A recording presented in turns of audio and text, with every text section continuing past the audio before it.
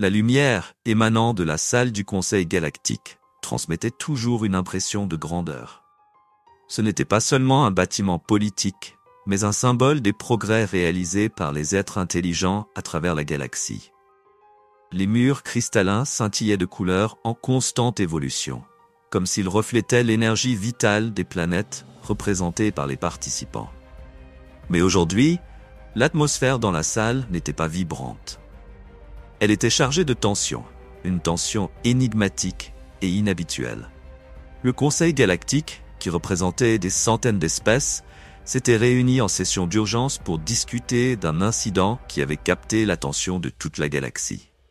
Le crime contre le vaisseau humain Star Dreamer n'était pas seulement un événement tragique, c'était une transgression qui avait perturbé l'équilibre fragile des relations interstellaires. Au centre de la salle, les délégués humains étaient assis à leur place désignée. Bien que leurs sièges soient souvent les moins remarquables comparés à d'autres, comme ceux de la délégation des Graxons, irradiant une chaleur douce, ou les trônes cristallins de la délégation hortanienne, recouverts de couches brillantes de cristaux organiques, aujourd'hui, tous les regards étaient tournés vers les représentants humains. À la tête de la délégation se trouvait l'ambassadrice Elena Torres, une femme reconnue pour son contrôle exceptionnel de soi, même dans les situations les plus tendues. Mais aujourd'hui, elle n'était pas la personne à laquelle ils étaient habitués. Son visage, qui reflétait habituellement un mélange de patience et de calme, semblait sévère. Ses yeux dégageaient une intensité qui aurait pu forcer les êtres les plus courageux à détourner le regard. Star Dreamer représentait l'espoir de l'humanité en matière d'exploration scientifique pacifique, commença Elena, sa voix ferme mais imprégnée d'un ton menaçant jamais entendu auparavant dans un discours humain.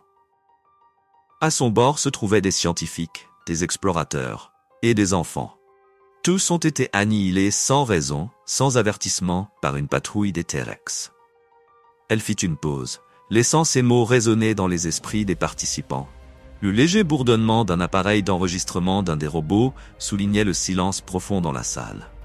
Le représentant des T-Rex, une figure imposante à la peau écailleuse d'un violet foncé, s'appuya lentement contre son siège.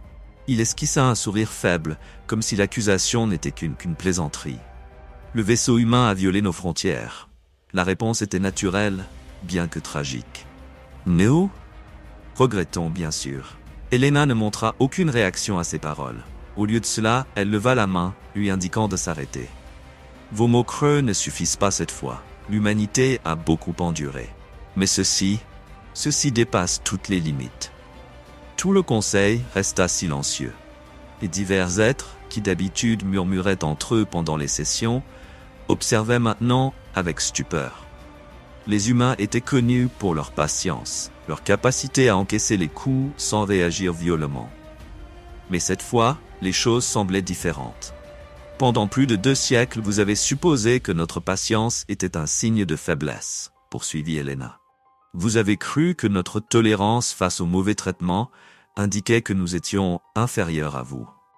Vous vous êtes permis de nous provoquer à plusieurs reprises en interprétant mal nos intentions.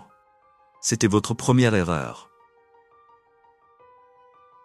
Son regard parcourut l'assemblée, ses yeux chargés de promesses qui n'avaient pas besoin d'explication. Votre deuxième erreur a été de supposer que notre patience n'avait pas de limite. Vous êtes sur le point de découvrir à quel point vous vous êtes trompé. Lorsque Elena termina son discours, un silence lourd enveloppa la salle, comme si le temps lui-même s'était arrêté. Ce silence était plus troublant que n'importe quel cri ou chaos qui aurait pu éclater. Les êtres dans la salle réfléchissaient profondément, essayant de comprendre ce qui venait de se passer.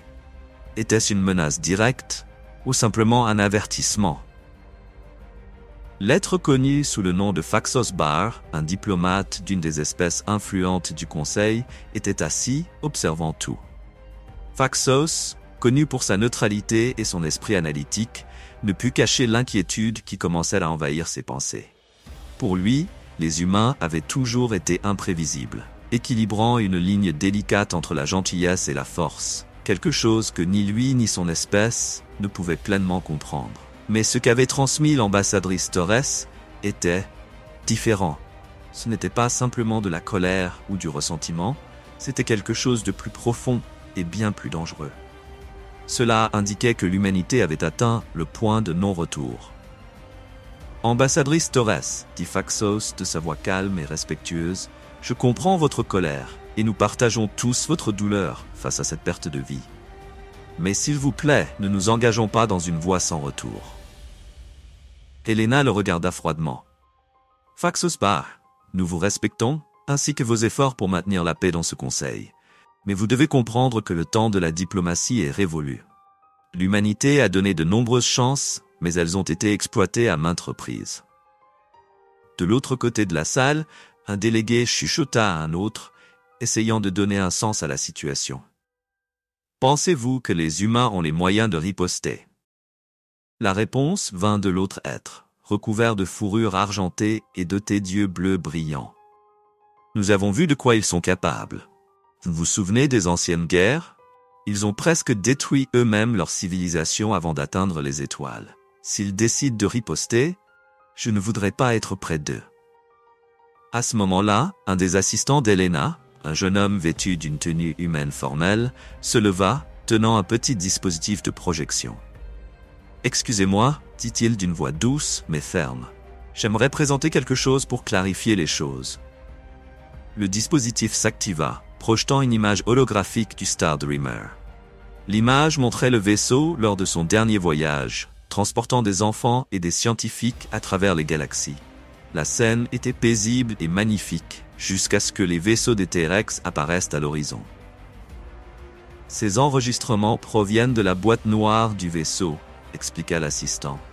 Comme vous pouvez le voir, il n'y a eu aucune provocation de notre part.